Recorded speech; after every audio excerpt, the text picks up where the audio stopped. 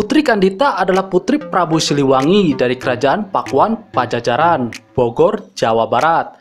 Selain parasnya yang cantik, ia juga memiliki sifat arif dan bijaksana. Itulah sebabnya ia sangat disayang oleh ayahnya dan dicalonkan sebagai penerus tahta kerajaan. Rupanya, perlakuan Prabu Siliwangi terhadap Putri Kandita tersebut menimbulkan kecemburuan dari para selir dan putra-putri sang Prabu yang lain. Mereka kemudian bersekongkol untuk menyingkirkan Putri Kandita dan ibunya dari istana Pakuan Pajajaran. Bagaimana nasib Putri Kandita selanjutnya? Dikisahkan di daerah Pakuan yang kini menjadi kota Bogor, Jawa Barat, tersebutlah seorang raja bernama Sri Baduga Maharaja atau Prabu Siliwangi yang bertahta di kerajaan Pakuan Pajajaran. Ia adalah raja yang arif dan bijaksana. Sang Prabu pun mempunyai seorang permaisuri yang cantik jelita dan beberapa selir yang cantik-cantik. Dari hasil perkawinannya dengan sang permaisuri lahirlah seorang putri yang bernama Putri Kandita. Putri Kandita memiliki paras yang cantik melebihi kecantikan ibunya. Ia merupakan putri kesayangan Prabu Siliwangi. Ketika ia mulai dewasa, sifat arif dan bijaksana seperti yang dimiliki oleh sang ayah mulai muncul pada dirinya. Tidak mengherankan jika Prabu Siliwangi bermaksud mencalonkan Putri Kandita sebagai penggantinya kelak. Namun, rencana tersebut ternyata tidak disukai oleh para selir dan putra-putrinya yang lain. Oleh karena itu, mereka pun bersekongkol untuk mengusir Putri Kandita dan ibunya dari istana. Suatu malam, para selir Prabu Siliwangi dan putra-putri mereka mengadakan pertemuan rahasia di dalam istana. Bagaimana cara menyingkirkan Putri Kandita dan permaisuri dari istana tanpa sepengetahuan Prabu? Tanya salah seorang selir.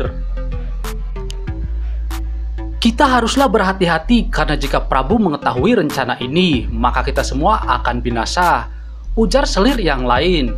Sejenak, suasana pertemuan itu menjadi hening. Semuanya sedang berpikir keras untuk mencari cara yang paling tepat agar rencana mereka dapat terlaksana tanpa sepengetahuan sang Prabu. Sekarang aku tahu caranya, sahut salah seorang selir yang lain memecahkan suasana keheningan. Apakah caramu itu? Tanya semua peserta rapat serentak. Aku mempunyai kenalan seorang dukun yang terkenal dengan kesaktian ilmu hitamnya.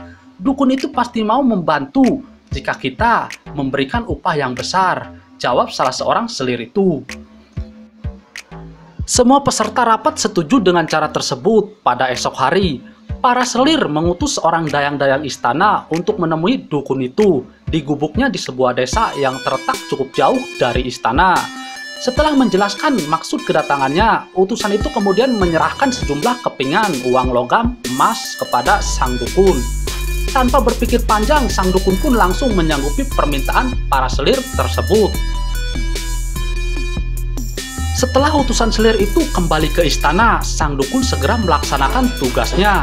Dengan ilmu hitam yang dimiliki, dukun itu menyihir Putri Kandita dan ibunya dengan penyakit kusta, sehingga sekujur tubuh mereka yang semula mulus dan bersih timbul luka borok dan mengeluarkan bau tak sedap. Prabu Siliwangi heran melihat penyakit borok itu tiba-tiba menyerang putri dan permaisurinya secara bersamaan. Ia pun segera mengundang para tabib untuk mengobati penyakit tersebut. Para tabib dari berbagai negara sudah didatangkan, namun tak seorang pun yang sanggup menyembuhkan penyakit Putri Kandita dan permaisuri.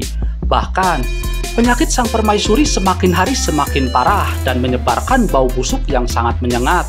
Tubuhnya pun semakin lemah karena tidak mau makan dan minum. Selang beberapa hari kemudian, sang permaisuri menghembuskan napas terakhirnya. Kepergian sang permaisuri benar-benar meninggalkan luka yang sangat dalam bagi seluruh isi istana, khususnya Prabu Siliwangi. Sejak itu, ia selalu duduk termenung seorang diri. Satu-satunya harapan yang dapat mengobati kesedihannya adalah Putri Kandita.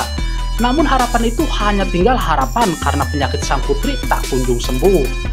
Keadaan itu pun tidak disia-siakan oleh para selir dan putra-putrinya. Mereka bersepakat untuk menghasut Prabu Siliwangi agar segera mengusir Putri Kandita dari istana. Ampun Baginda Prabu, izinkanlah hamba untuk menyampaikan sebuah saran kepada Baginda, pinta seorang selir. Apakah saranmu itu, wahai selirku? Katakanlah, jawab Prabu Siliwangi. Begini Baginda, kita semua sudah tahu bahwa keadaan penyakit Putri Kandita saat ini semakin parah dan sulit untuk disembuhkan. Jika sang putri dibiarkan terus tinggal di istana, hamba khawatir penyakitnya akan membawa malapetaka bagi negeri ini, hasut seorang selir. Mulanya, Prabu Siliwangi merasa berat untuk menerima saran itu karena begitu sayang kepada Putri Kandita. Namun karena para selir terus mendesak, maka dengan berat hati ia terpaksa mengusir Putri Kandita dari istana.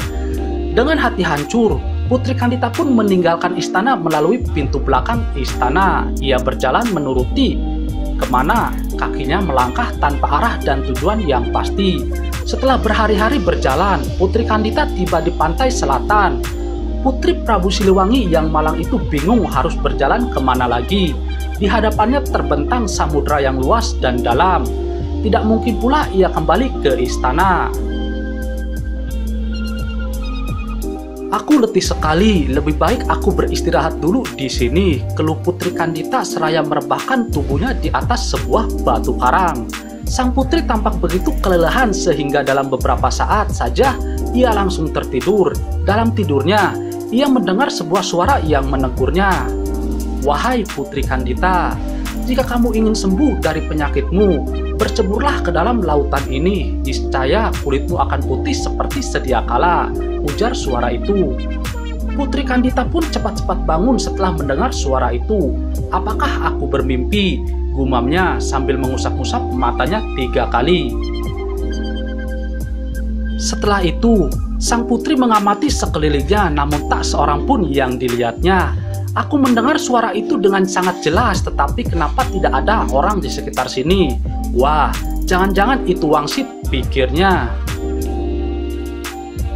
Meyakini suara itu sebagai sebuah wangsit, Putri Kandita pun menceburkan diri ke lautan. Sungguh ajaib, saat menyentuh air seluruh tubuhnya yang dihinggapi penyakit kusta berangsur-angsur hilang hingga akhirnya kembali menjadi halus dan bersih seperti sedia kala. Tidak hanya itu, putri kesayangan Prabu Siliwangi itu juga menjadi putri yang sakti mandraguna. Meskipun telah sembuh dari penyakitnya, Putri Kandita enggan untuk kembali ke istana. Ia lebih memilih untuk menetap di pantai sebelah selatan wilayah Pakuan Pajajaran itu. Sejak menetap di sana, ia dikenal luas ke berbagai kerajaan yang ada di Pulau Jawa sebagai putri yang cantik dan sakti. Para pangeran dari berbagai kerajaan pun berdatangan untuk melamarnya.